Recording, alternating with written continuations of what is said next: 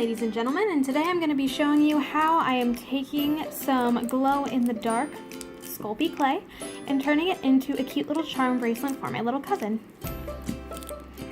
So you're going to want to make sure you have assorted jewelry findings. This is my little organizational bit for it. I'm going to go with silver just because she's young and I want to make sure the chain's big enough, and this silver chain is actually the biggest chain I have.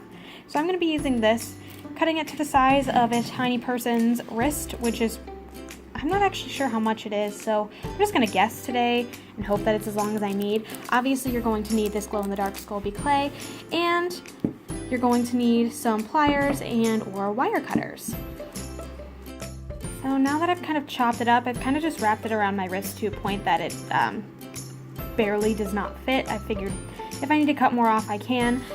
So I'm keeping it on the long side just in case. But now I'm just going to take a couple of jump rings and I'm going to kind of figure out exactly where I want these charms to go, or rather how many of them I'm really going to want. So I'm just going to take whatever comes out now and kind of space them out, see where I like them. I'm thinking 4 or 5 is probably going to be my limit. Yeah, that's looking like about 4. I'll pull that down a little bit. Yeah, that seems pretty good. So now I just need to make sure I actually have silver jump rings instead of these black brassy ones. And then I'll get started on the charms. So now I'm just gonna open up my Sculpey here. Enjoy that ASMR, huh? Kinda gonna want to mark out exactly how much I want to be using on each of these star charms, because I definitely know I'm not going to be using this whole block. I'm going to pull that off first, and I'm just kind of going to see what I like. So I tried figuring out how I wanted to do this first, and I think I'm going to go with 3 stars and maybe like a crescent moon in the middle. So I wanted to test out how I liked the stars best, and I just kind of shaped this one first, and now I'll show you how I did it. So I took a half of that long block that I ripped off and then cut that in half. So that's about what size this is to make that size star. And I just started first by kneading it in between my fingers until it was nice and workable and warm. And I actually grabbed a cutting board just to make sure I wasn't making a mess on my table, especially since I'm about to use a craft knife. So once I got it to a point that I liked it, I kind of rolled it into a ball. Set it down, smushed it just a little bit. Then I went in and got a little bit crazy, so I just kind of cut initially 4 little lines just to mark out about where I thought all the cuts should go. That's not the most even, but it's okay because we'll be doing quite a bit of shaping, and then from there I'm going to cut out like pizza slices. So just like that. And I'm gonna do that all the way around.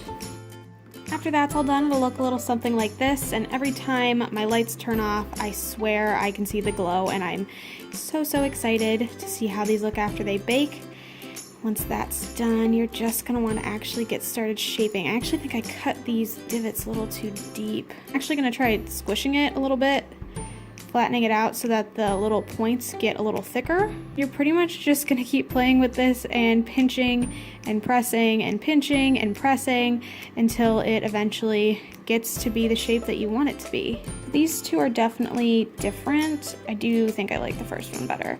So I'm gonna keep trying to mold it a little bit to be thicker on the sides.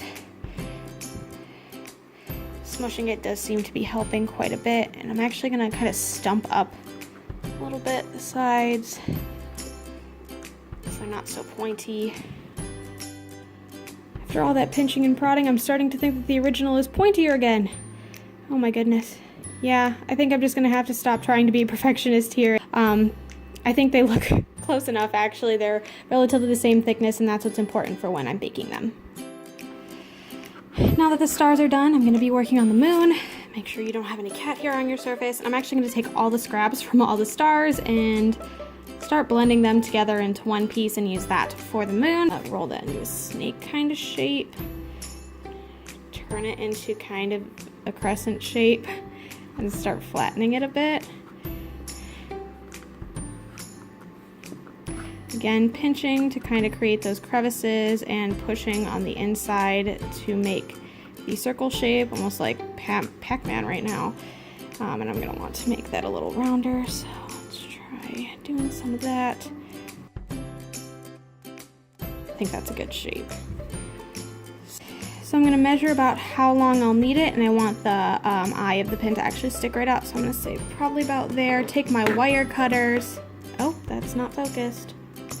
Take my wire cutters and cut it to about the point that I need it to stay at. Oop, that went really well. Well, at least I have a bend in it now that I know where it goes.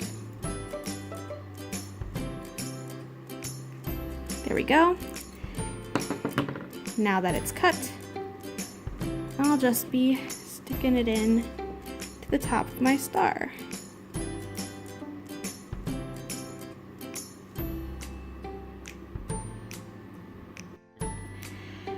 And now I'm just going to pop these in the oven following the instructions on the back of my clay.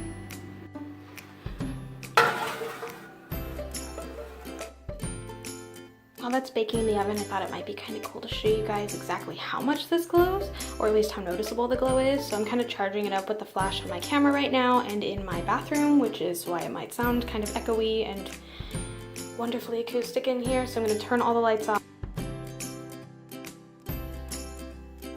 This is the back part that wasn't in the light of the flash, and here's what the side that's closest to the flash that kind of had a charge looks like, but that's pretty freaking noticeable to me. Alrighty, we are out of the oven, we have cooled down, and now it's time to actually assemble everything. So, the way that we're gonna do this, open up your jump rings, good gravy, just like that. I'm gonna scoop one into there, and then we're going to attach it to the place that I organized on the bracelet. Oh my goodness. Alright, and once it's actually in there nice and good, just want to close that back up so that the charm will not be falling off. And just attach the rest of them in that same way. Now that everything is all attached, I'm just going to add one final jump ring to this end. I'm going to make sure that it's silver, and then I'm going to add a lobster clasp, but I also need to make sure it's silver, to this end so that it can actually clasp around your wrist. And then you finally have a glow-in-the-dark star charm bracelet. I'm actually going to make sure that I glaze these first, and then I'm going to go in and actually add some details just to make it more personalized for my little cousin. So everything is all glossed up and shiny, and I think they look great. The other thing that I chose to do was add my cousin's initials onto the stars just to make it a little bit more personalized for her. But overall, this is pretty much the gist, and I think it just looks so cute.